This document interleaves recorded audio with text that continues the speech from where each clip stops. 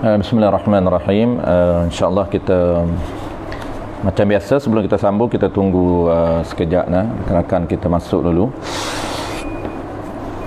Sementara tu boleh share.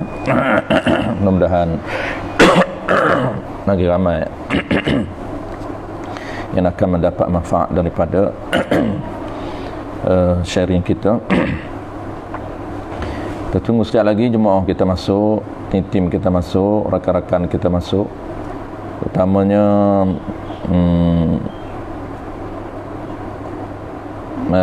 surau Al-Munawwarah, dari surah Al-Munawwarah, ceras baru. Jadi kita tunggu sekejap, kawan-kawan kita masuk dulu. InsyaAllah dah ready. Nanti boleh komen ready, kita akan mula. Okay, kita tunggu lagi sekejap. 2-3 belah orang kita akan mula.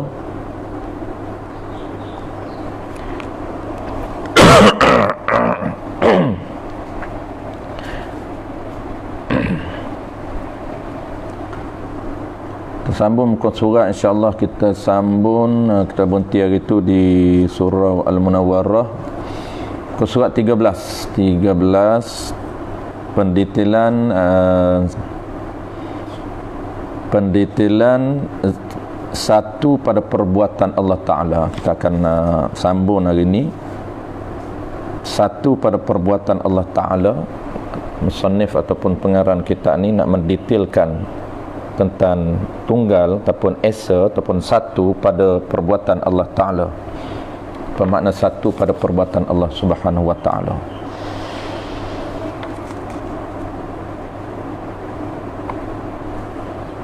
Kita tunggu sekejap lagi.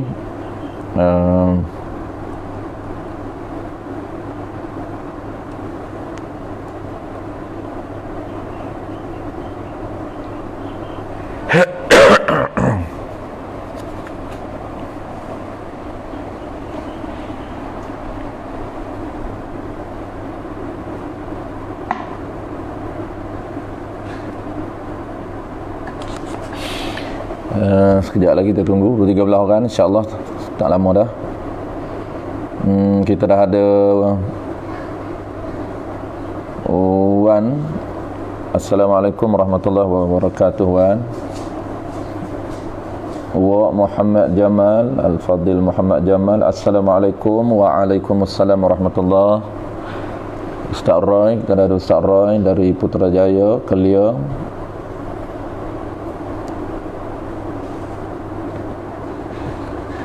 Kita tunggu sekejap lagi jemaah dari Al-Munawwarah. Jemaah Al-Munawwarah.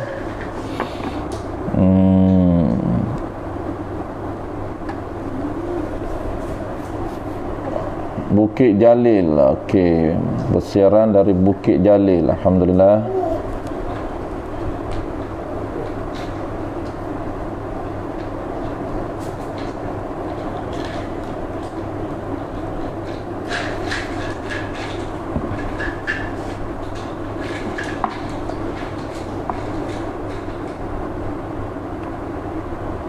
Al-Fadhil Syari dah ada, alhamdulillah.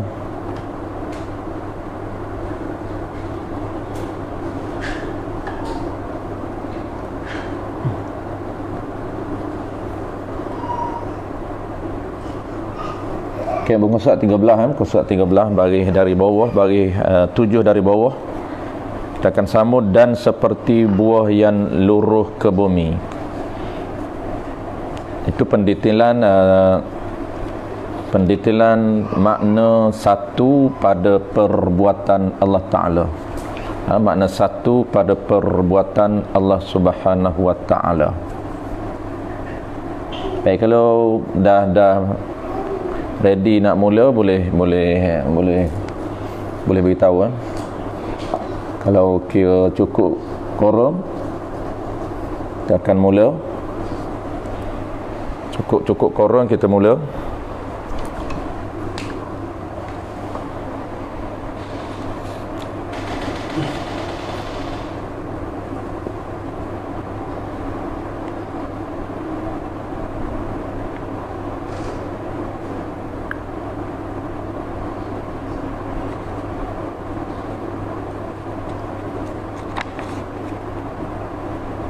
Puan Mas Sardewi, Assalamualaikum. Waalaikumsalam warahmatullahi. Saya share ya, boleh. Dialu-alukan.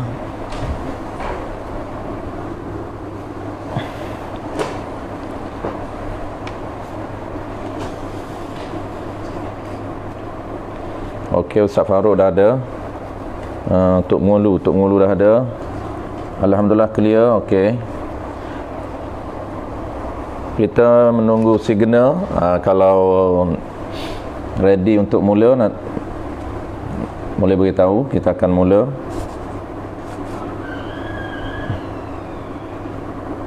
Ustaz Ushairi, Assalamualaikum. Waalaikumsalam warahmatullahi. Okey, dah bersedia. Okey, dah ready, kita akan mula. InsyaAllah hari ni kita tak sempat nak habis juga yang ni, sebab dia kitab kita ni yang musannif ataupun Tok Guru kita, dia mendetailkan perbuatan satu pada perbuatan Allah Ta'ala. Itu yang dia detailkan sampai 2-3 muka surat. Dia mendetailkan tentang makna satu pada perbuatan Allah Subhanahu Wa Ta'ala. InsyaAllah kita baca dalam 2 muka surat saja hari ini.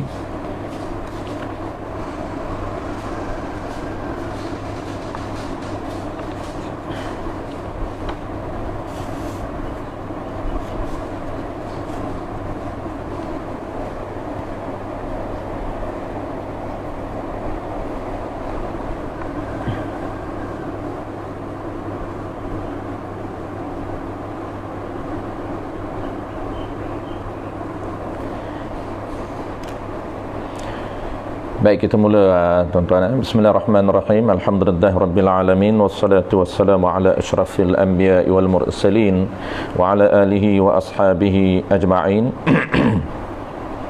Allahumma 'allimna ma jahilna wanfa'na bima 'allamtana waj'alna minal mukhlisin. Sallallahu ala sayyidina Muhammad wa ala alihi wa baraka wasallam. Walhamdulillahirabbil alamin. Amma ba'd.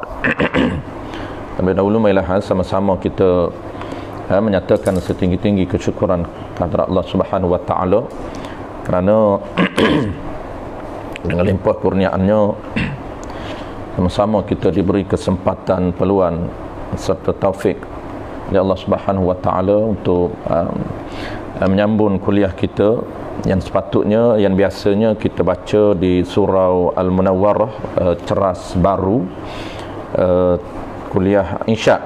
Biasa kita ini kita baca kuliah Isyak jam 10 malam, di atas permintaan teman-teman kita, rakan-rakan kita dari sana, supaya kita online kan, dia tukar masa 10.30 kuliah duha. InsyaAllah kita akan bincang sambung tajuk yang kita berhenti hari itu, iaitu tajuk sifat Allah Ta'ala ataupun ciri Allah Subhanahu Wa Ta'ala yang ke-6, iaitu wahdaniyah. Ini sifat yang terakhir, sifat salbiyah yang terakhir, iaitu wahdaniyah. Ini sifat Allah Subhanahu Wa Ta'ala dalam kategori salbiyah yang terakhir. Baik, kita sambung muka surat 13, iaitu sambungan makna satu pada perbuatan Allah Subhanahu Wa Ta'ala. Muka surat 13, baris 7 dari bawah, dan seperti buah yang luruh ke bumi. Itu kita sambung. Kita sambung di situ. Baik, sebelum kita sambung tuan-tuan, saya akan review macam biasa, supaya kita tidak blur, kita clear balik perbahasan kita. Kita bincang tentang konsep wahdaniyah pada Allah Ta'ala. Itu tajuk kita, iaitu sifat yang kelima, sifat yang ke-6, ataupun sifat yang kelima dalam kategori sifat salbiyah. Apa makna sifat salbiyah? Sifat yang jenis ternafi. Baik, sifat yang jenis ternafi dengan makna tidak, dengan makna tak, atau dengan makna tiada. Baik, Wahdaniyah ini kita dah bincang. Baik, kita ulang secara asas saja. Pertama, yang kita kena tahu tajuk wahdaniyah ini ataupun ciri Allah Ta'ala yang bernama tunggal ataupun esa ataupun satu. Yang kata satu Allah Ta'ala, tunggal Allah Ta'ala, esa Allah Ta'ala ni konsepnya macam mana? Secara umumnya, secara asasnya konsep wahdaniyah ini kita tahu iaitu Allah Ta'ala ini bersifat tunggal. Allah Ta'ala ini bersifat esa. Tunggal itu dengan makna apa?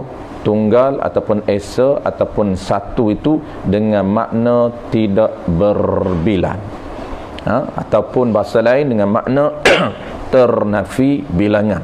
Kata kunci dia, konsep wahdaniyah ini, murad dia, makna yang kita kendaki ialah ternafi bilangan. Baik, ternafi bilangan Allah Ta'ala ini sama ada ternafi bilangan pada zat Allah Ta'ala atau ternafi bilangan pada sifat Allah Ta'ala ataupun ternafi bilangan pada perbuatan Allah Ta'ala. Secara asas kita dah tahu yang kata wahdaniyah ataupun esa ini, tunggal ini, satu ini ternafi bilangan Allah Ta'ala. Sama ada bilangan itu bilangan pada diri Allah, ternafi bilangan pada sifat Allah, dan ternafi juga bilangan pada perbuatan Allah Subhanahu wa Ta'ala. Baik, yang kedua, kita dah tahu secara umum, maka kita nak tahu, nak detailkan. Yang kedua ini makna satu persatu. Apa makna yang kata ternafi Allah Ta'ala pada diri Allah, ternafi bilangan pada zat Allah Ta'ala? Yang kedua, apa makna ternafi bilangan pada sifat Allah Ta'ala? Dan yang ketiga, apa makna ternafi bilangan pada perbuatan Allah Ta'ala?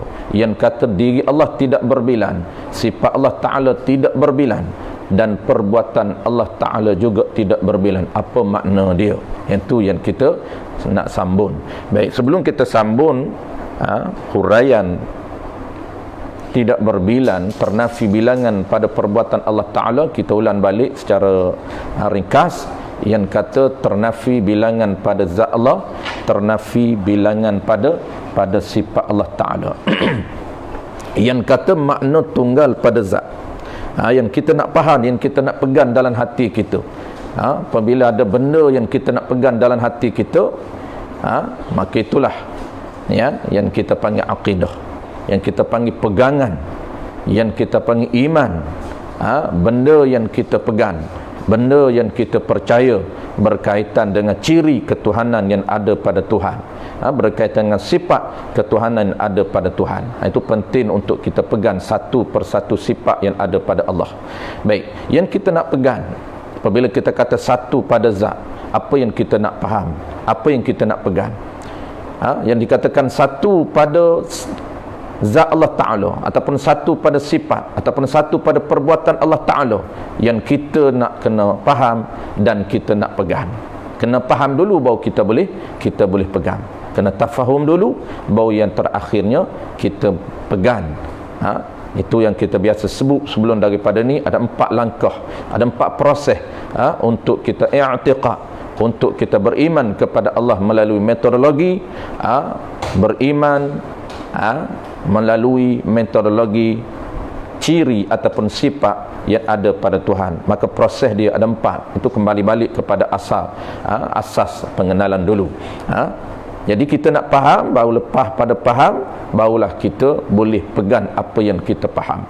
Baik, kita ulang secara ringkas saja sebelum kita baca muka surat 13, sambil-sambil kita menunggu rakan-rakan kita. Yang dikatakan makna tunggal ataupun esa ataupun ni ataupun satu pada zat Allah Ta'ala ini, tunggal ini merujuk kepada apa? Merujuk kepada tidak berbilan ataupun ternafi bilangan zat Allah Ta'ala, ternafi bilangan diri Allah Ta'ala, sama ada itu kita nak kembangkan konsep kan muttasil dengan kan munfasil. Sama ada bilangan dalam bentuk yang muttasil ataupun bersusun. Ini kita nak tahu lebih detail supaya kejap fahaman kita yang kata ternafi bilangan diri Allah ni dalam dua bentuk. Kedua-dua bentuk bilangan ini ternafi pada zat Allah Ta'ala. Secara umum kita dah jelas tadi yang kata zat secara umum yang kita pegang, zat Allah Ta'ala ini tidak berbilang. Itu umum. Secara umum yang kita tahu bahawa diri Allah tidak berbilang. Dalam apa jua keadaan pun kita pegang Allah Ta'ala tidak berbilang. Maka kita nak kembangkan, kita nak detailkan bentuk-bentuk bilangan kesemuanya ternafi. Ini konsep yang kedua, iaitu kita kembangkan yang kata ternafi bilangan diri Allah Ta'ala ini, tak berbilang diri Allah Ta'ala ini dalam dua bentuk. Sama ada bentuk muttasil ataupun bersusun ataupun berjuzuk daripada beberapa juzuk. Ternafi juga. Allah Ta'ala bukan satu yang bukan jenis berbilang. Satu Allah, diri Allah satu bukan jenis berjuzuk-juzuk daripada beberapa juzuk. Seperti kita ni satu, makhluk baharu ni satu, tetapi satu baharu, satu makhluk ni, makhluk Allah Ta'ala walaupun satu, tetapi satu dia dalam bentuk berjuzuk. Apabila satu dalam bentuk berjuzuk, maka tidak dinamakan hakikat satu, tidak dinamakan satu pada sebenar-benar satu. Yang kata satu yang sebenar-benar ini, iaitu satu yang tidak ada bilangan, sama ada bilangan dalam bentuk yang bersusun ataupun berjuzuk daripada beberapa juzuk. Dalam bahasa ilmu kalam, bahasa akidah, kita panggil ternafikan muttasil. Mana contoh berjuzuk ini kita dah beri contoh dalam kuliah yang terakhir dulu. Cuma kita review saja sebagai pendahuluan ini sementara kita tunggu kawan-kawan kita. Itu ternafikan muttasil. Contoh berjuzuk kita dah bagi contoh dulu, dua bagi contoh. Pertamanya anggota manusia, kita ni satu. Gelas pun satu, kita bagi contoh. Kalau tak silap saya dulu kita bagi contoh gelas. Satu gelas, satu kita, satu pen, satu meja, satu kerusi. Ia satu, tetapi dia ada juzuk. Terbentuknya satu itu dalam bentuk berjuzuk-juzuk, berkapuh-kapuh, bersusun. Macam kita ini satu tapi dalam bentuk berjuzuk. Ada juzuk untuk melekatkan antara satu juzuk dengan satu juzuk yang lain untuk menyempurnakan satu kita. Kita ada juzuk muka, kita ada kaki satu juzuk daripada manusia, kita ada telinga satu juzuk daripada manusia, kita ada tangan satu juzuk daripada manusia, ada hidung satu juzuk daripada manusia. Juzuk-juzuk manusia itu untuk melengkap ataupun menyempurnakan satu kita, maka kita tidak dinamakan satu pada hakikatnya. Itu bentuk yang pertama, zat ternafi satu. Yang kata ternafi bilangan zat Allah Ta'ala dalam bentuk yang muttasil, yang bersusun ataupun berjuzuk. Ataupun ternafi juga bilangan zat Allah Ta'ala dalam bentuk yang kedua, iaitu dalam bentuk yang munfasil, yang bercerai, yang terasing daripada bilangan beberapa zat. Kenapa munfasil ni? Ternafi bilangan zat yang lain. Ada diri Allah Ta'ala satu lagi, diri Allah Ta'ala yang lain yang sama dengan diri Allah Ta'ala yang satu. Maknanya Allah Ta'ala dua diri, Allah Ta'ala tiga zat, maka ternafi bilangan dua dan tiga ke atas. Itu dipanggil ternafi bilangan yang munfasil, yang bercerai, yang terasing daripada beberapa diri Allah, beberapa zat Allah. Itu settle. Kesimpulan, tunggal Allah Ta'ala, esa Allah Ta'ala pada diri Allah, pada zat Allah, ternafi bilangan dalam dua bentuk. Sama ada bentuk itu bentuk yang muttasil ataupun bentuk yang munfasil. Settle. Yang kedua, ternafi bilangan pada sifat Allah ataupun pada ciri yang ada pada Allah Ta'ala. Allah Ta'ala ni ada sifat yang jenis salbiyah, yang Allah Ta'ala ni ada sifat ma'ani, sifat yang jenis ada, sifat makna, sifat ma'ani yang jenis ada di diri dia. Yang kita nak faham bagaimana Allah Ta'ala ni satu pada sifat dia, iaitu ternafi bilangan pada sifat Allah Ta'ala, sama ada dalam bentuk muttasil ataupun bentuk munfasil. Juga cara kita nak kembangkan, kita kembangkan bentuk bilangan sifat Allah sama dengan konsep ternafi bilangan pada zat Allah Ta'ala, sama saja. Jadi tunggal pada zat Allah, tunggal pada sifat Allah Ta'ala ini ternafi bilangan pada sifat dalam bentuk yang muttasil, yang berhubung, pada satu jenis sifat yang sama kategori. Ini cara untuk kita faham bentuk bilangan pada sifat Allah Ta'ala. Yang pertama, ternafi bilangan yang pertama dalam bentuk yang muttasil, yang berhubung. Berhubung macam mana? Berhubung pada satu jenis sifat yang sama kategori. Tidak ada dua kudrah, tidak ada tiga kudrah, tidak ada dua iradah. Dalam sifat satu kategori sifat Allah, kategori ma'ani, maka satu sifat itu ternafi bilangan. Bilangan apa? Bilangan sifat Allah Ta'ala, yang sama sifat, sama power, sama kategori dengan sifat Allah.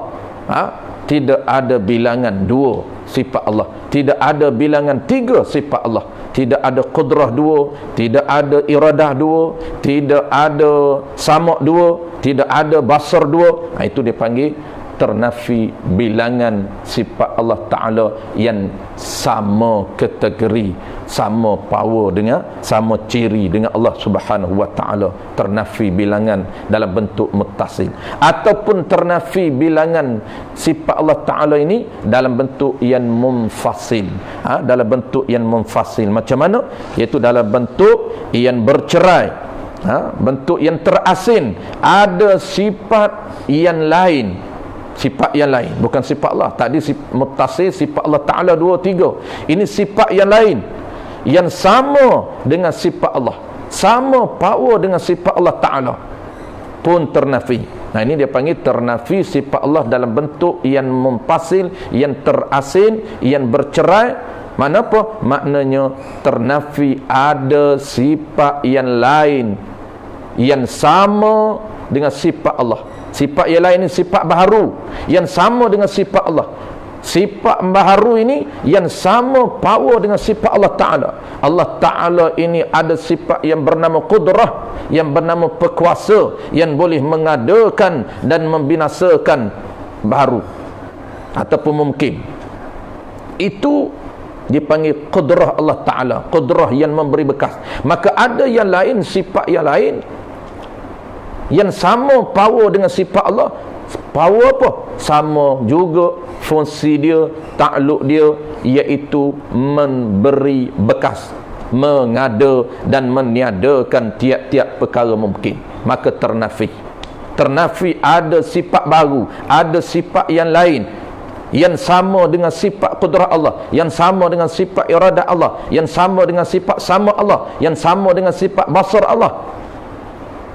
Maka ternafi. Itu dia panggil ternafi dalam bentuk yang kedua. Kesimpulan dia, ternafi bilangan sifat Allah Ta'ala sama ada dalam bentuk yang muttasil, yang berhubung, dan juga ternafi bilangan sifat Allah Ta'ala dalam bentuk yang munfasil, yang terasing, yang ada sifat lain, sifat yang baharu, yang sama power dia dengan sifat Allah Subhanahu wa Ta'ala. Itu kena faham. Jangan kita rasakan sifat kita ada perkuasa, Allah ada perkuasa, Allah boleh beri berkah, perkuasa kita juga boleh beri berkah. Maka itu akidah yang sonsan, akidah yang sesat. Kerana kita ada perkuasa, kita ada ghin dalam diri kita, ada sifat qudrah dalam diri kita yang kita boleh kesan dengan wujudan, yang kita boleh tahu, yang kita boleh kesan. Maka jangan kita merasakan, jangan kita i'tiqad, Jangan kita pegang dalam hati kita bahawa kita ini ada juga sifat berkuasa yang sama dengan berkuasa Allah. Maka itu pegangan yang sonsan, pegangan yang sesat, tidak beriman dengan esa Allah Ta'ala pada sifat. Sedangkan kita wajib beriman, wajib pegang dalam hati kita Allah ini esa pada sifat, dalam kedua bentuk, sama ada dalam bentuk muttasil dan dalam bentuk yang mufasil. Dalam bentuk yang muttasil tidak berbilang dua qudrah, tidak berbilang tiga qudrah, tidak berbilang dua iradah, tidak berbilang tiga iradah, dan segala sifat ma'ani yang lain. Dan dalam bentuk yang mufasil tidak ada sifat yang baharu, sifat yang lain yang sama dengan sifat Allah. Ya, kita ada berkuasa, tapi berkuasa kita tidak boleh memberi berkah. Kita ada iradat kita ada berkuasa kita, tetapi berkuasa yang tidak boleh memberi berkah. Berkuasa Allah, berkuasa memberi berkah, yakni berkuasa yang boleh mengada dan meniadakan, dan berkuasa kita ini yang dinamakan usaha sahaja. Baik, settle, barulah kita sambung. Sambung itu dalam wahdaniyah pada af'al.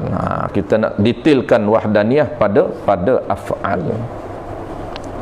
Wahdaniyah pada af'al muka surat 13 itu dia detailkan makna. Untuk guru kita ni, pengarang kita, dia bagi contoh banyak, bagi contoh panjang lebar dua ataupun 3 muka surat, contoh tentang satu pada perbuatan.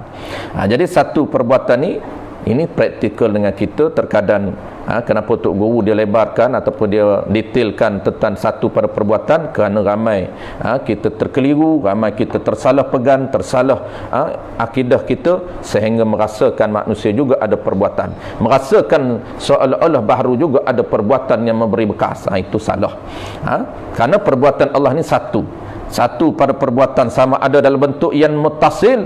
Muttasil itu berhubung dengan makna perbuatan Allah, tidak berkongsi dengan perbuatan yang lain pada menjadikannya.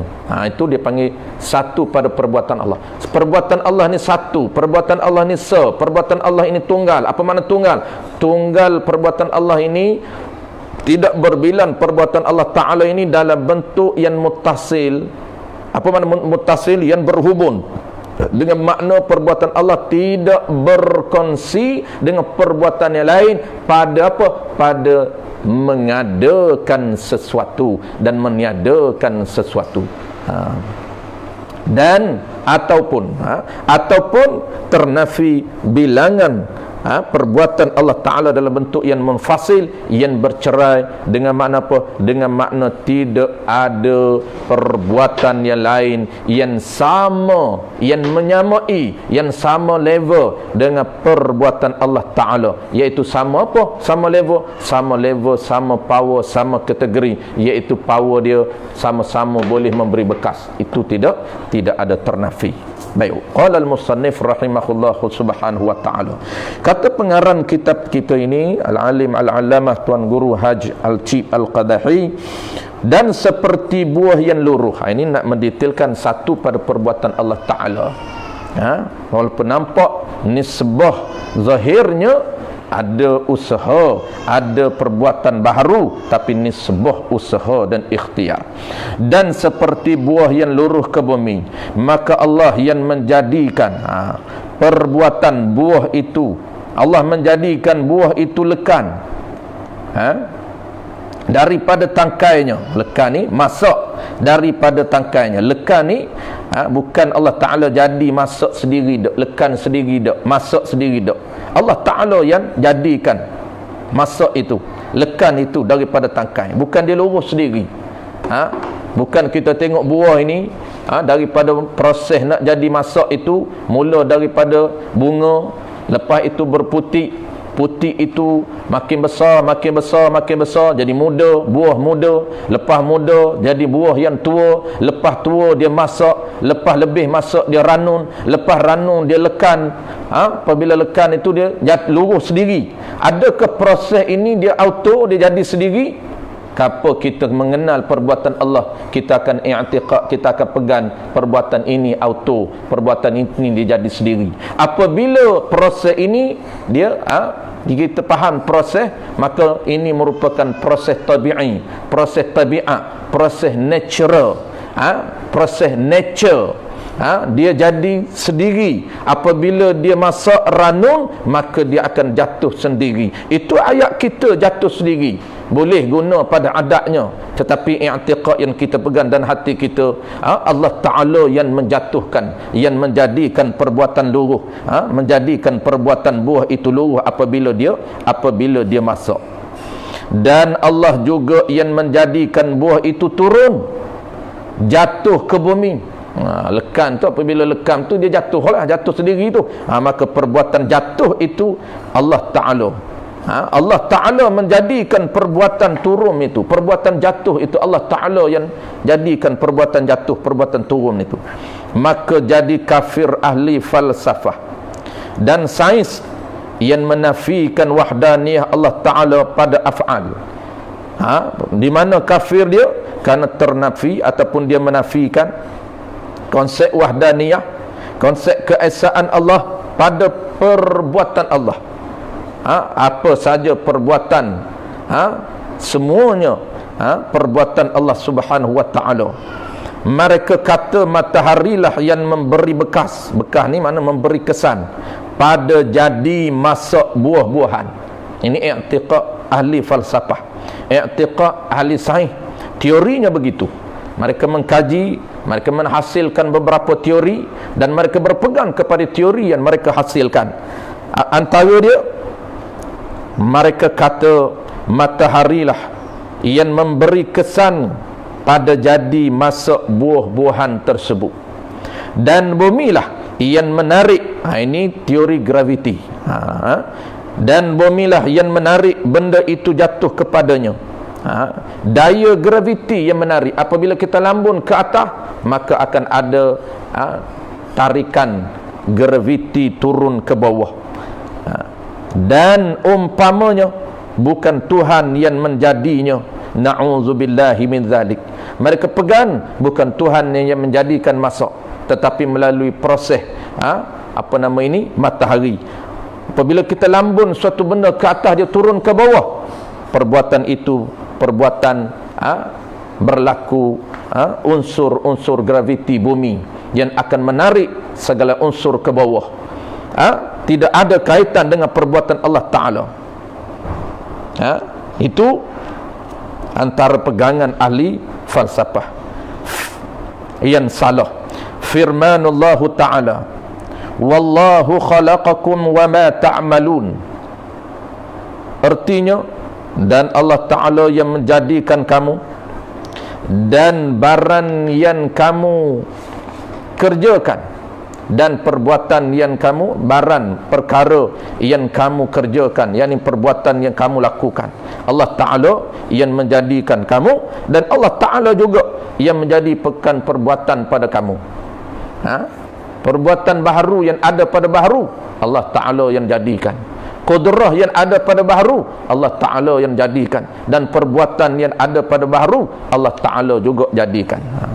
Dan firmanullah, dan firman Allah Ta'ala,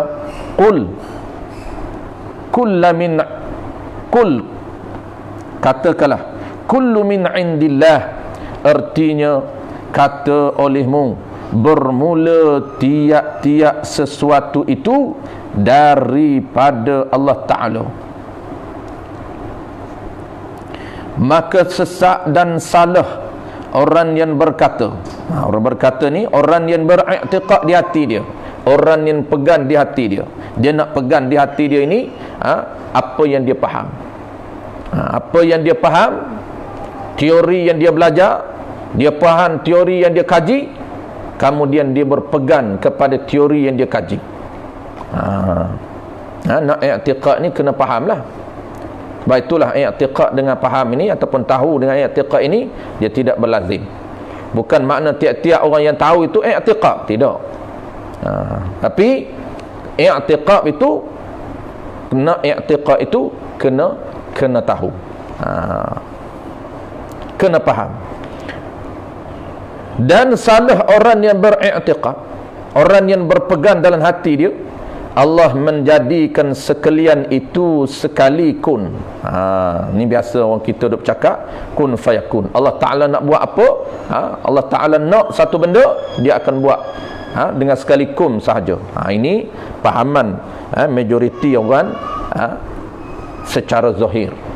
Secara zahir ayat, tanpa dia memahami makna ayat tersebut menurut sisi pandang ilmu ma'ani ataupun ilmu badi'. Artinya sekali jadi sahaja kun tu, kun fayakun, maka jika dikata oleh syaitan, yang idza arada syai'an an yakula lahu kun fayakun. Itulah banyak yang kita kata, yang banyak yang mau berpegang berdasarkan zahir ayat. Apabila Allah nak satu benda tu jadi, maka Allah kata kun, maka jadilah. Segera jadi. Di mananya iradat Allah Ta'ala, di mananya sifat qudrah Allah Ta'ala, sifat iradah, sifat ilmu, tiga serangkai itu yang kita akan bahas dalam sifat ma'ani, qudrah, iradah, ilmun. Tiga serangkai ini. Apa yang dia buat, dia tentu, dia azali. Dan apa yang dia tentu itu berada dalam pengetahuan dia. Kita akan belajar konsep tiga serangkai ini untuk kita mudah faham. Tiba-tiba kita kata Allah Ta'ala nak jadi satu benda, kum. Dengan sekali dia kata maka jadi. Sedangkan kum itu dia panggil majaz isti'arah tamthiliyah. Isti'arah tamthiliyah.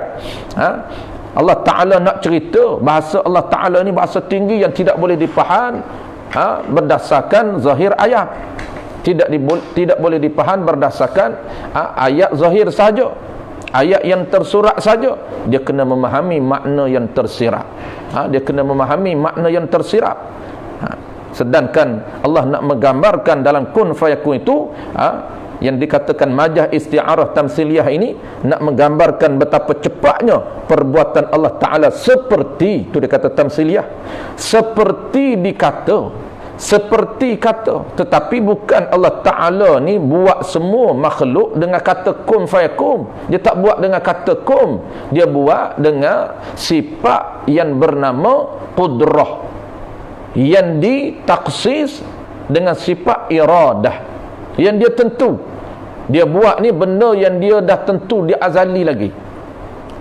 Dia bukan buat dengan kata kum. Dia buat Allah satu benda, dia ijad, dia mengadakan satu benda tiap-tiap mungkin ini, dan dia i'dam ni, dia meniadakan tiap-tiap suatu mungkin ini dengan sifat yang bernama qudrah. Cuma dia nak cerita, dia nak gambarkan, nak royaknya, sepertilah aku kata, betapa cepatnya perbuatan Allah Ta'ala ni, seperti kata kum, jadilah. Tu dia nak cerita cepat. Maka jika dikata oleh syaitan, syaitan ni termasuk manusia dan jin. Manusia kata apa? Manusia yang berupa, syaitan yang berupa manusia. Perangai dia perangai syaitan, rupa dia manusia lah, kawan-kawan kita macam-macam kita juga. Wah, kata syaitan, Tuhan tidak berhenti-hentilah kerjanya. Banyaklah kerja Tuhan. Tak berhenti Tuhan bekerja. Jawabnya, ya, Tuhan tidak berhenti kerjanya. Syaitan kata, wah, Tuhan tak berhenti-hentilah kerjanya. Jawabnya, jawab pertanyaan syaitan ni, jawab kata syaitan ni, ya, betul, Tuhan ni tak berhenti kerja dia, kerjanya kerja Tuhan. Firman Allah Ta'ala, kulla yawmin huwa fi sya'n. Artinya, pada tiap-tiap hari, tiap-tiap masa, iaitu Allah dalam pekerjaan Allah. Maka jika dikata oleh syaitan, Allah Ta'ala ni cerita sendiri, tiap-tiap masa Allah Ta'ala ini dalam urusan, dalam pekerjaan, maka jika dikata oleh syaitan, kita apabila dijawab lagu tu kepada syaitan, kerja Tuhan ni sentiasa bekerja, apa pula cakap syaitan? Maka syaitan kata, wah, teruklah Tuhan bekerja, banyak tidak berhenti-henti. Syaitan kata pula.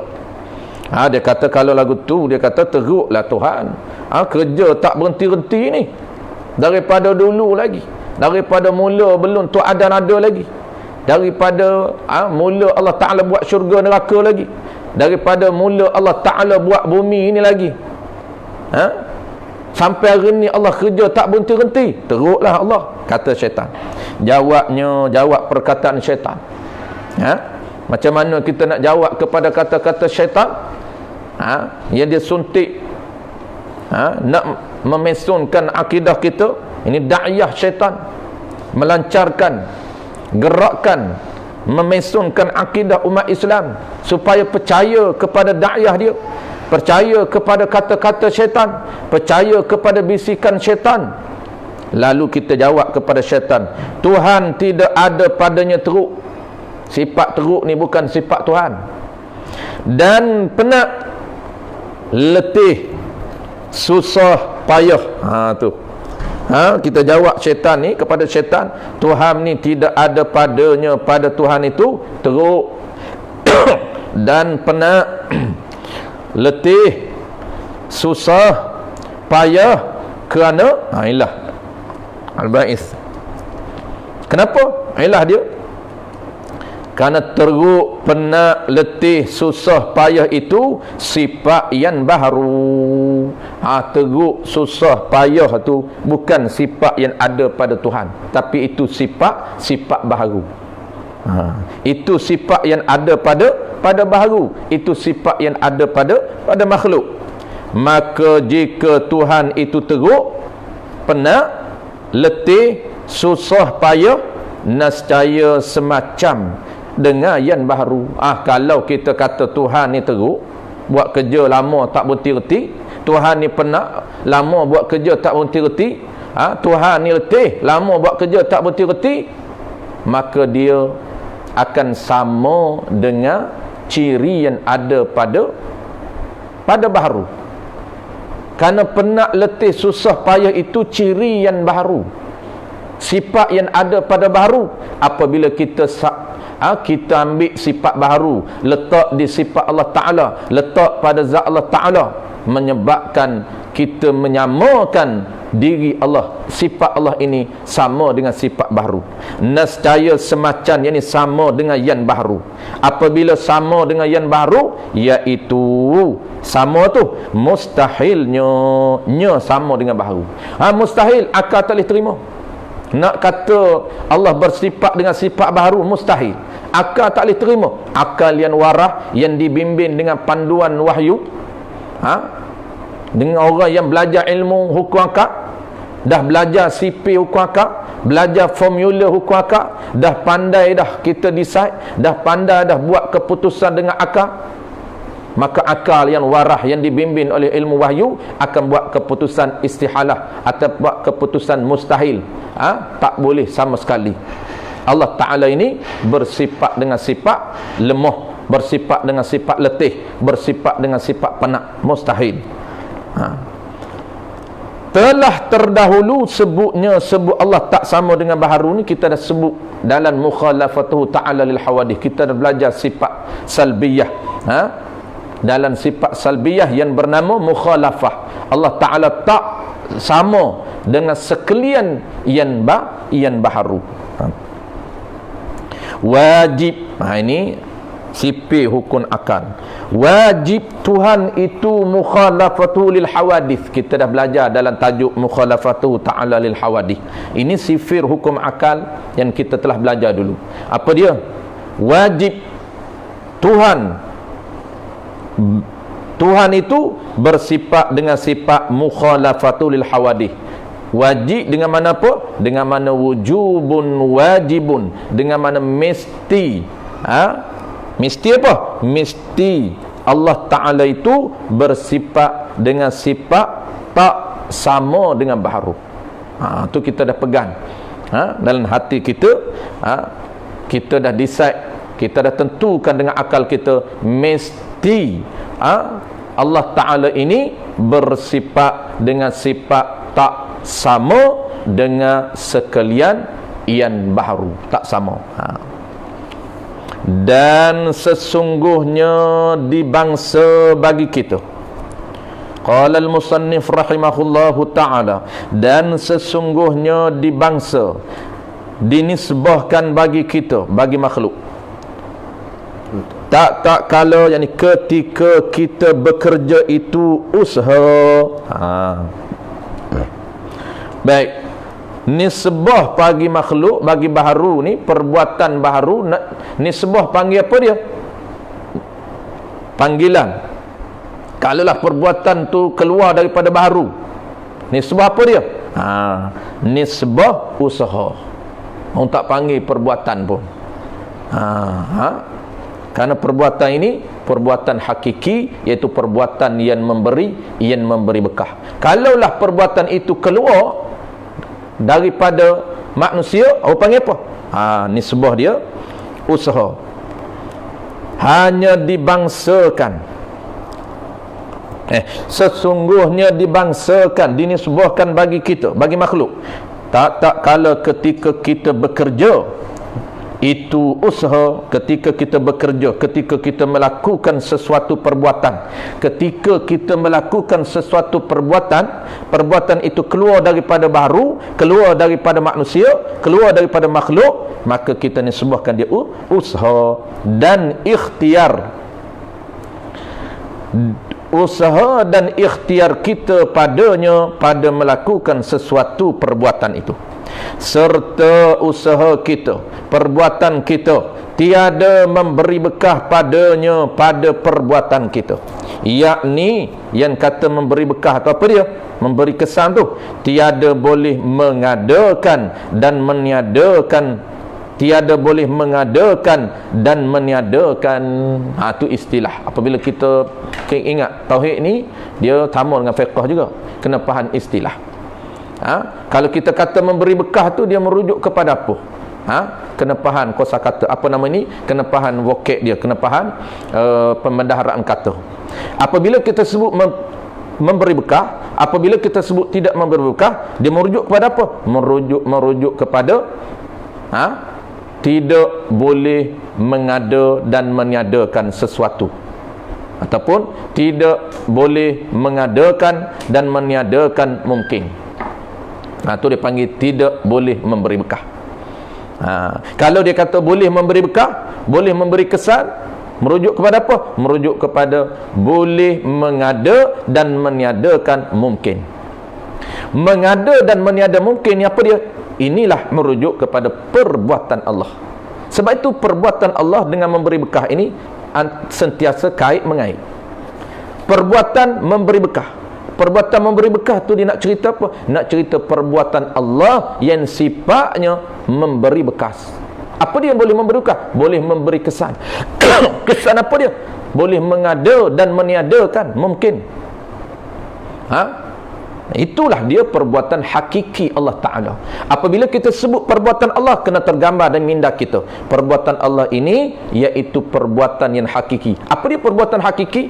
Perbuatan yang boleh mengada dan boleh meniada. Ataupun kita tak nak guna perbuatan boleh mengada dan meniada, kita boleh guna bahasa lain. Bahasa apa? Bahasa memberi bekah. Dia sama. Tu kena faham bahasa akidah, supaya kita cepat memahami tauhid. Sama, memberi bekah pun kita boleh guna, ataupun kita direct sebut perbuatan Allah. Perbuatan Allah, perbuatan yang memberi bekah. Apa dia? Iaitu perbuatan yang mengada dan meniada. Seperti mana contoh perbuatan yang memberi bekah ni? Perbuatan yang mengada ni, perbuatan Allah yang boleh mengada dan meniada ni, seperti kita bergerak tangan.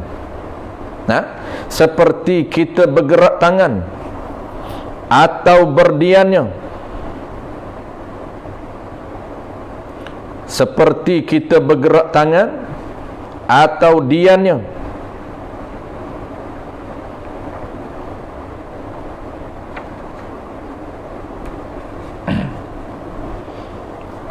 kita bergerak tangan atau diamnya dia tangan, maka Allah Ta'ala yang menjadikan gerak diam itu. Apabila kita bergerak tangan kita, kita ada sifat qudrah. Baru ni ada sifat qudrah. Ada rain kita ni. Sifat qudrah. Ada tenaga. Tu dia panggil qudrah. Rain, apa dia? Tenaga dalaman kita. Apabila kita ada sifat qudrah, maka takluk sifat qudrah itu af'al kita, perbuatan baharu. Perbuatan kita tu dia panggil takluk sifat qudrah kita. Mudah faham lah. Takluk sifat qudrah. Nanti kita tak bahas lagi bab takluk, tak masuk makna lagi. Kita akan masuk qudrah iradat, kita akan ulang balik takluk ni apa dia. Kita ada sifat qudrah, kita ada sifat, ada tenaga, kita ada ring. Dan kita juga ada iradah, ada keinginan. Dan kita juga ada, apabila kita ada ring, kita ada tenaga, menyebabkan kita boleh bergerak. Baik, kita nak kena faham, bergeraknya kita dipanggil perbuatan kita. Melangkah, itu perbuatan kita. Angkat tangan, itu perbuatan kita. Tumbuk, perbuatan kita. Tampar, perbuatan kita. Berjalan, perbuatan kita. Dia panggil perbuatan baharu. Apabila baharu ni ada qudrah, maka baharu ada perbuatan. Tapi kena ingat, i'tiqad, satu perbuatan Allah. Jangan ada perbuatan Allah ini, jangan kita i'tiqad ada perbuatan yang lain sama dengan perbuatan Allah. Perbuatan kita boleh memberi berkah. Jangan perasan. Itu dia nak cerita mana? Allah Ta'ala yang menjadikan gerak kita ni Allah jadi. Perbuatan gerak kita ni Allah jadi. Diam, kita tak nak bergerak, kita diam. Diam, Allah jadi. Hanya dibangsa bagi kita, hanya dinisbahkan perbuatan kita ni keluar pada kita, dinisbah pada kita. Oleh kerana kita yang berjalan, nisbah aku berjalan. Oleh kerana kita yang angkat tangan takbir Allahu Akbar, kita yang bertakbir, kita yang mengangkat tangan.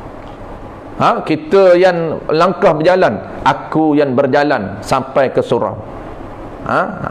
Aku yang berjalan sampai ke mana-mana, ke tempat yang kita nak pergi.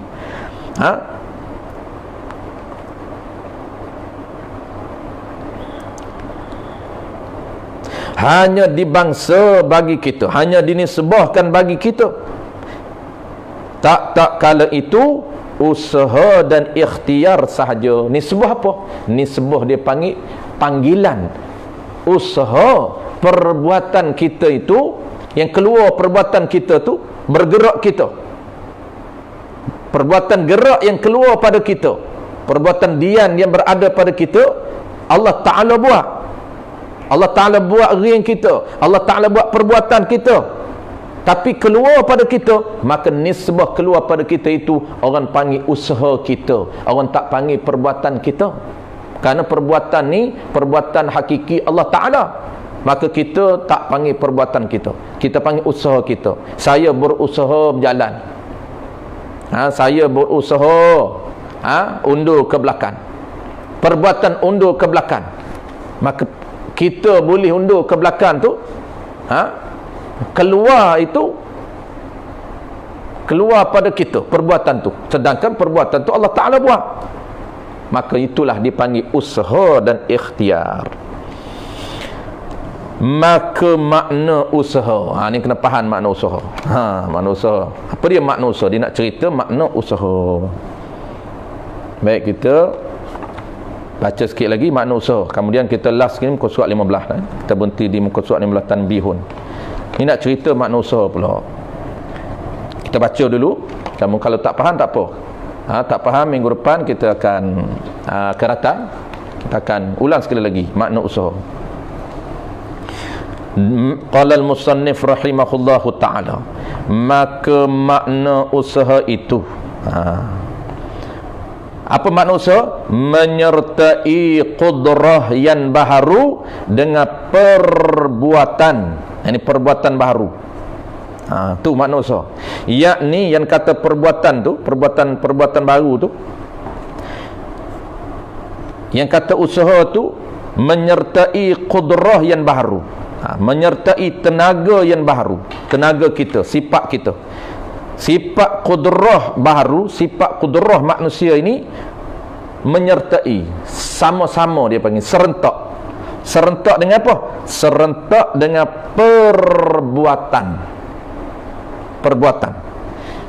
Yakni yang kata sama-sama qudrah, sifat qudrah dengan sifat perbuatan ini, sifat qudrah dengan perbuatan baru ni, yakni Allah jadi qudrah baru, dan Allah jadikan perbuatan bergerak itu, perbuatan barulah, perbuatan bergerak itu ia jadikan kedua-dua itu bersama-sama. Apa makna sama-sama? Badal, tiada dahulu kemudian, tiada dahulu tiada kemudian, tiada awal tiada last. Bukan Allah jadikan sifat qudrah dulu, kemudian baru Allah Ta'ala buat perbuatan. Maka i'tibar, maka nisbah sama-sama inilah serentak ni, serentak antara perbuatan baharu. Allah Ta'ala buat perbuatan baharu dan Allah Ta'ala buat qudrah baharu. Bersama-sama inilah yang dinamakan usaha. Maka nak nama usaha ini merujuk pada apa? Merujuk kepada sama-sama atau serentak Allah Ta'ala jadikan perbuatan yang ada pada baharu. Allah Ta'ala jadikan perbuatan gerak, dan Allah Ta'ala jadikan qudrah pada baharu itu serentak, tidak ada dulu, tidak ada kemudian. Itulah dipanggil baharu. Panggilan baharu itu merujuk kepada apa? Merujuk kepada perbuatan Allah menjadikan perbuatan baharu, perbuatan gerak tu. Allah Ta'ala jadikan perbuatan gerak yang kita bahasa kita panggil izin Allah. Izin Allah tu maknanya Allah Ta'ala buat perbuatan gerak kita, dan Allah Ta'ala buat qudrah, sifat qudrah baharu itu serentak, tidak ada awal, tidak ada dulu. Maka usaha itu, panggilan usaha itu merujuk kepada, usaha ni bahasa, panggilan merujuk pada apa? Merujuk kepada serentak Allah Ta'ala buat perbuatan qudrah dan perbuatan dan sifat perbuatan gerak, perbuatan baharu dan sifat qudrah baharu. Allah Ta'ala buat serentak dalam perbuatan Allah Ta'ala. Tu kena nampak wahdaniyah Allah, itu kena nampak wahdaniyah Allah pada af'al. Allah Ta'ala buat perbuatan gerak kita dan sifat qudrah kita, Allah Ta'ala buat serentak dalam perbuatan Allah. Kena nampak perbuatan Allah. Allah buat kuasa, Allah beri kuasa melangkah kita, dan Allah Ta'ala juga cipta qudrah ghin yang ada pada kita serentak, tidak ada awal dan tidak ada dulu. Maka merujuk kepada perbuatan serentak Allah Ta'ala mencipta gerak kita dan mencipta qudrah yang ada pada kita, itulah dinamakan bahasa usaha. Itu kena faham. Usaha ni panggilan, dia merujuk kepada apa? Merujuk kepada serentak. Maka i'tibar sama-sama inilah serentak perbuatan baharu dalam perbuatan Allah. Mana Allah Ta'ala buat baharu dan Allah Ta'ala buat qudrah pada baharu itu. Maka usaha ini bukan perkara wujudi. Usaha kita ni bukan perkara wujudi. Bukan hak wujudi, sifat qudrah Allah tu, sifat qudrah Allah Ta'ala wujudi. Hanya ia perkara i'tibari, dipaham dengan akal, dan makna ikhtiar itu Allah Ta'ala jadikan iradah pada kita. Settle makna usaha. Makna usaha settle. Itu penting untuk kita ulang supaya kejap di hati kita apa makna usaha kita. Kena ada usaha lah kita. Selalu orang kita dah sebut kena berusaha, tak usaha tak jadilah. Kena usaha, tak usaha mana nak boleh makan. Usahalah cari rezeki, usahalah cari duit. Tak usaha nak makan macam mana, tak kerja nak makan macam mana. Apa usaha tu? Kena faham usaha tu apa dia.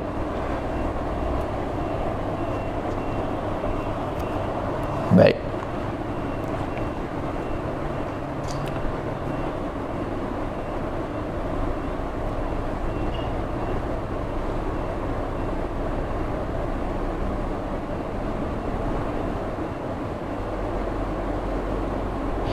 Baik, settle. Jadi sebelum kita masuk ikhtiar, pilihan pula. Pilih itu di tangan kita. Tu. Jadi hakikat semuanya, kesimpulan dia, yang kata usaha ni, yang kita dah tahu ni sebuah usaha ni serentak. Allah jadikan kudrah baru dan perbuatan baru itu dalam perbuatan Allah. Kita namakan usaha. Hakikatnya semuanya perbuatan Allah, termasuk di dalam tunggal, termasuk dalam esa pada perbuatan Allah. Hanya keluar pada manusia. Tu ni sebuah kita tu. Keluar pada manusia, maka dipanggil usaha. Hakikat semua perbuatan Allah Ta'ala. Tak ada sikit pun sharing dengan perbuatan kita. Jangan kita nampak kita juga ada perbuatan. Jangan. Hakikat semuanya perbuatan Allah. Walaupun hakikat Allah Ta'ala yang menjadikan kudrah dan perbuatan gerak dan diam, dan Allah jadikan pilihan pada manusia. Walaupun hakikat Allah yang menjadikan kudrah, Allah yang menjadikan perbuatan gerak dan diam, dan Allah jadikan pilihan pada manusia. Baik, apa pilihan pula? Dan makna ikhtiar itu Allah Ta'ala jadikan iradah, kehendak. Kehendak mana? Keinginan, mau. Nak, orang Kelantan kata nak, orang Kedah kata mau. Orang utara kata mau. Nak. Kelantan kata nak. Iradah, kehendak, keinginan, mau, nak. Tu mana iradah.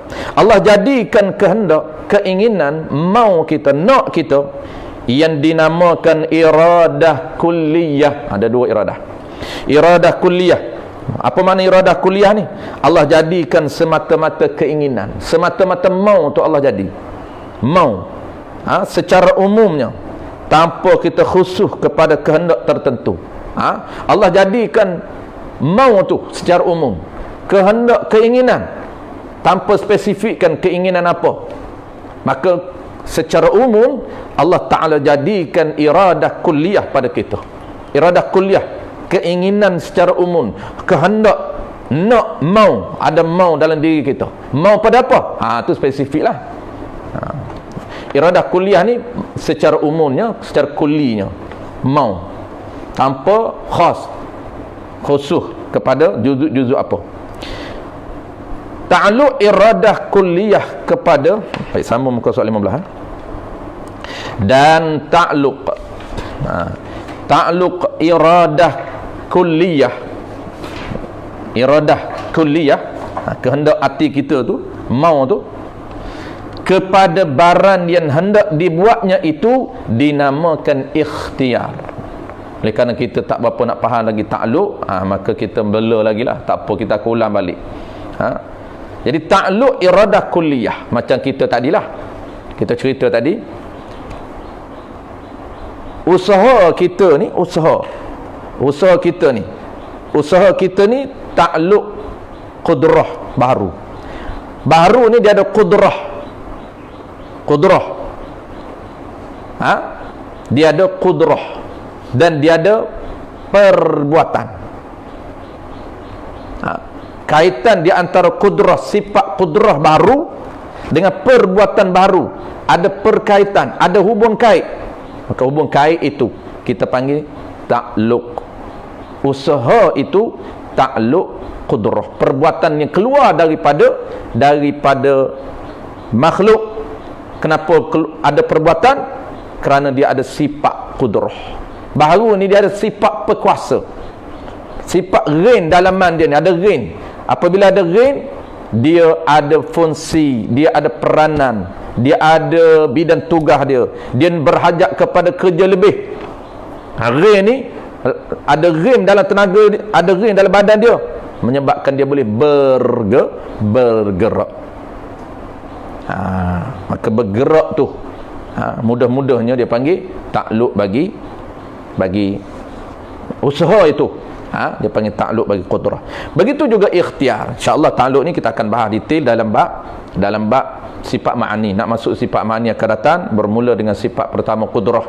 InsyaAllah sifat yang ketujuh kita akan masuk bulan akan datang ni. Tak lama dah yang ketujuh, iaitu sifat ma'ani yang pertama. Kita akan bertemu dengan qudrah, insyaAllah. dengan ta'alluq qudrah. Apa dia ta'alluq tu kita akan bahas akan datang. Baik, kita faham secara asas dulu usaha itu. Dia kata ta'alluq iradah ni kehendak, mau, naluri, rasa mau secara umum. Ta'alluq iradah kulliyah kepada barang yang hendak dibuatnya itu dinamakan ikhtiar, dinamakan pilih. Dan dinamakan juga ikhtiar ini dinamakan juga iradah juz'iyah. Pilih. Apabila dia ada keinginan umum dalam diri dia menyebabkan dia nak taksih, dia nak tentu, dia nak pilih, nak apa? Nak keluar, nak berjalan, nak melihat, nak mendengar. Apabila dia ada sifat mau dalam diri dia ni, dia nak menyebabkan dia nak taksis, dia nak decide, dia nak tentu apa yang dia mau, apa yang dia nak. Dia ada naluri naluri asal secara umum dalaman dia nak, menyebabkan dia berkeinginan untuk menentukan apa yang dia mau. Maka dia nak menentukan apa yang dia mau, itulah dipanggil dipanggil apa dia? Dipanggil ikhtiar. Pilih apa benda yang dia pilih itu. Maka ikhtiar itu, pilih itu, benda yang dia pilih itu, pilihan itu terdahulu daripada usaha. Dia kena decide dulu, baru dia usaha. Dia kena decide dulu, dia kena tentu dulu apa yang dia mau. Dia tentu tu dengan sifat iradat dia, dengan sifat, dengan sebab kita ada mau dalam diri kita. Sebab tu kita boleh tentu mau apa. Apabila dia tentu mau apa, barulah dia akan buat. Barulah dia berusaha. Dia decide dah, aku ni nak berjalan, baru dia berjalan. Maka dengan sebab dibangsakan bagi kita usaha, dinisbah bagi kita perbuatan baharu ini keluar pada kita, dinamakan usaha. Dan ikhtiar itulah apa yang kita decide, apa yang kita tentu dan keluar itu nisbah kita, maka dinamakan dengan sebab dinisbahkan bagi kita usaha dan ikhtiar, itulah dijanjikan beri pahala bagi kita pada mengerjakan yang disuruhnya. Yang disuruhnya. Dan dijanjikan seksa atas kita pada mengerjakan yang ditegah. Kenapa? Kerana kita pilih dengan sifat yang ada dalam hati kita, sifat mau yang ada dalam diri kita ini menyebabkan kita berkeinginan menentukan benda yang dicegah oleh Allah. Apabila kita tentu kita nak benda yang dicegah oleh Allah, maka kita pun buat keluar daripada perbuatan kita, perbuatan yang haram itu, maka ada nisbah dosa dan pahala. Dalam mazhab kita Ahlussunnah wal Jamaah, firmanullah subhanahu wa ta'ala, laha ma kasabat wa 'alaiha maktasabat. Artinya tetaplah bagi seorang dapat pahala, yakni dapat ganjaran pahala kebaikan barang yang perkara yang berusaha ia seseorang tadi dengan kebajikan, dan atas dosa barang yang berusaha ia seseorang itu dengan kejahatan. Maka tetaplah dengan sebab ada nisbah usaha keluar daripada kita, nisbah ikhtiar yang kita tentukan nak jahat ataupun nak baik, dengan sifat iradat yang ada pada kita, iradat kulliyah yang ada pada kita, menyebabkan kita ada takluk, ada ada peranan, ada fungsi apa? Fungsi kita menentukan suatu benda yang kita nak. Maka kita nak pilih apa? Pilihan kita itu pilihan perkara yang dicegah atau perkara yang disuruh. Kalau kita pilih perkara yang disuruh, keluar itu perbuatan nisbah kita, maka ada dosa pahala. Kalaulah kita pilih perbuatan yang dicegah, keluar melalui perbuatan kita, maka dinamakan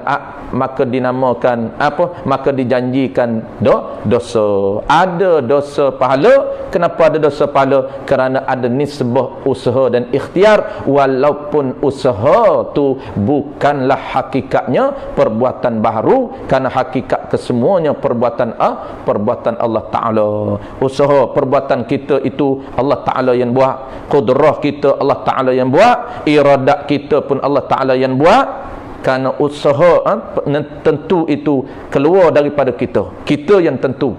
keluar itu keluar melalui kita, maka Allah Ta'ala pun sediakan upah. Ini rahmat Allah Ta'ala. Benda kita ni tumpang bekah saja. Tok Guru kata kita ni tumpang bekah saja. Allah Ta'ala nak letak ni bekah tu bekah kita lah. Allah Ta'ala buat bekah pun kita ni lah. Allah Ta'ala buat kita. Dia buat kita, dia buat kudrah kita, dia buat perbuatan kita, dia buat iradah kita. Kemudian apabila semuanya dia buat, nisbah keluar pada kita baik, dia beri pahala.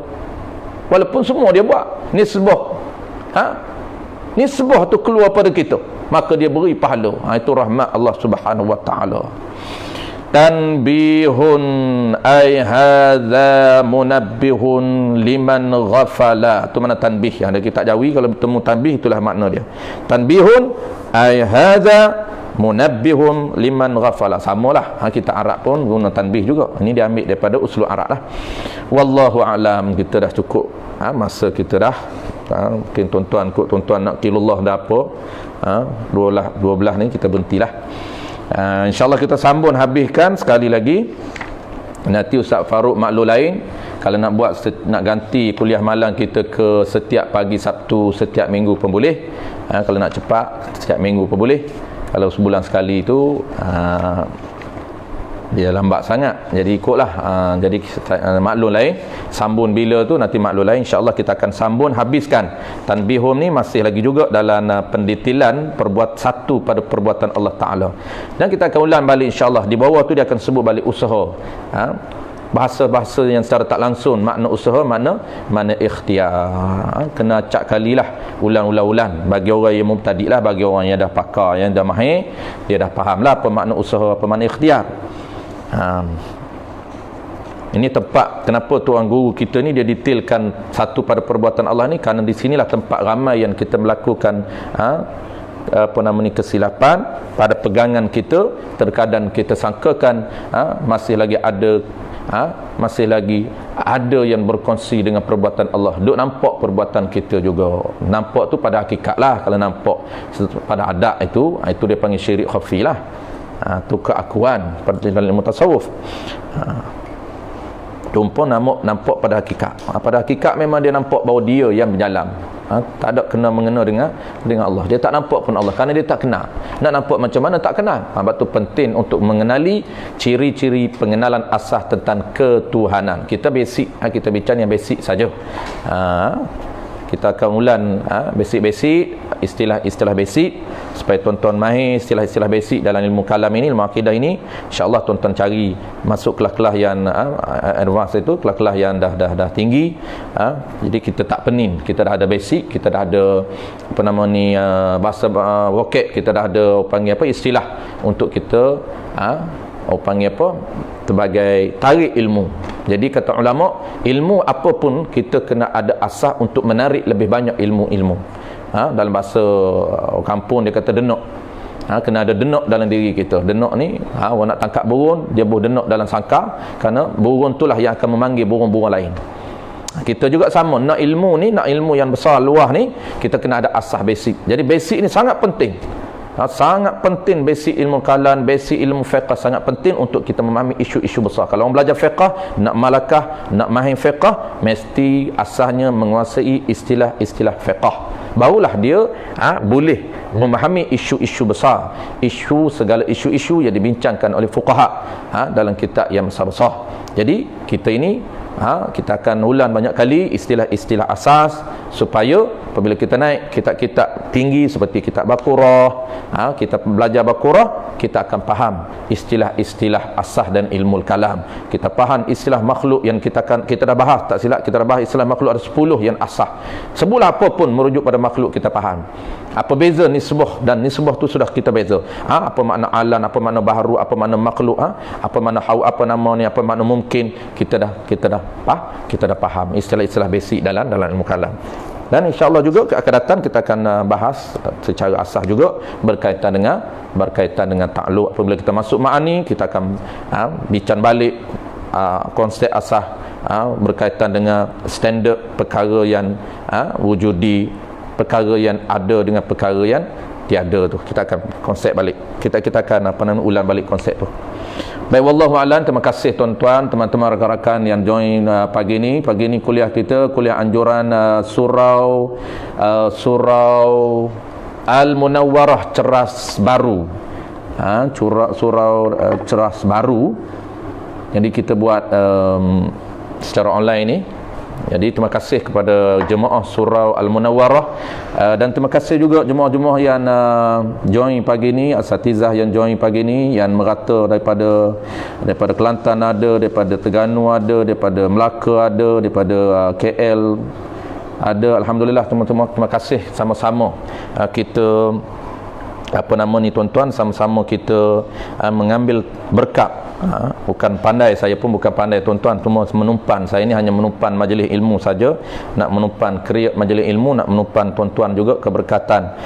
Kita berada dalam majlis ilmu walaupun majlis maya ni tuan-tuan. Mudah-mudahan kita diberi keberkatan oleh Allah Ta'ala. Mudah-mudahan Allah Ta'ala lipat gandakan usaha yang kerdil ini, usaha yang kecil ini, usaha yang sangat kecil ini. Mudah-mudahan Allah memandang kita sebagai pandangan rahmat untuk menjadikan amalan ini amalan yang boleh dilipat gandakan pahala, terutama di bulan Ramadan Al-Mubarak. Dan satu lagi tuan-tuan, teruskan istiqamah dengan metodologi pengajian ilmu tauhid yang telah dirintis oleh mazhab kita, iaitu mazhab Al-Syairah dan mazhab Al-Maturidiyah. Tuan-tuanlah sebagai benteng-benteng untuk mempertahankan masyarakat di luar sana, dengan dakwah golongan-golongan Wahabi, dakwah golongan kaum muda yang cuba untuk memesunkan metodologi mengenal Tuhan melalui cara yang dibawa oleh mereka. Siapa kalau bukan kita? Kitalah golongan yang kena belajar, kena pertahankan cara para ulama kita, cara tutup guru kita, cara orang tua kita belajar dulu.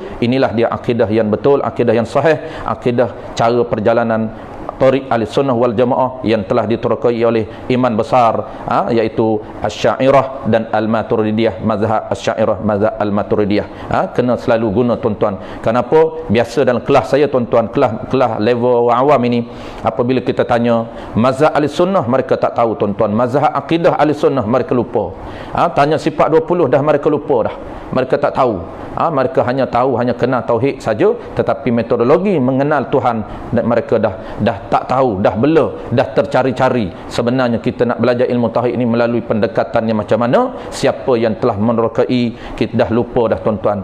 Kita lah kena membantu masyarakat kita, kena pimpin tangan, bimbinglah masyarakat kita kembali kepada akidah yang sahih. Kerana ilmu tauhid ini tuan-tuan, ilmu untuk menyelamatkan manusia daripada kekal di dalam neraka. Besar pahala dia tuan-tuan. Tuan-tuan bantu masyarakat, tuan-tuan bantu adik-beradik, bantu kaum keluarga, bimbinglah kaum keluarga kita, bimbinglah masyarakat terdekat kita supaya mereka selamat daripada kekal di dalam neraka. Itulah dia target, itulah dia tujuan pengajian ilmu tauhid.